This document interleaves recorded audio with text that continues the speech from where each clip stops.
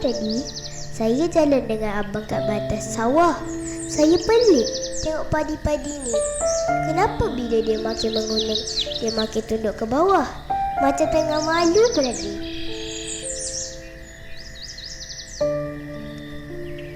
Abang cakap padi tu tunduk sebab dia berisi. Abang pesan makin banyak ilmu dan nikmat yang Allah bagi, kita kena makin rendah diri. Baca surah Al-Ikhlas yang saya hafal, Allah itu satu, dapat kita minta segalanya. Jadi, kita tak boleh sombong. Bismillahirrahmanirrahim. Qul huwallahu ahad, Allahus samad. Lam yalid wa lam yulad wa lam yakul lahu kufuwan ahad. Macam dalam surah Al-Ikhlas, kita tahu Allah itu satu, tempat kita minta segalanya, jadi tak perlu sombong.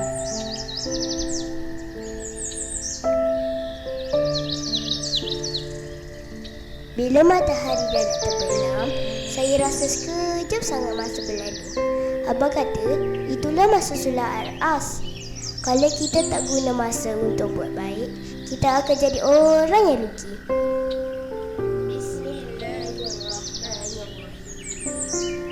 Wal-'asr, innal insana lafi khusr, illal ladzina amanu wa 'amilus shalihat, wa tawasaw bil haqq wa tawasaw bis sabr.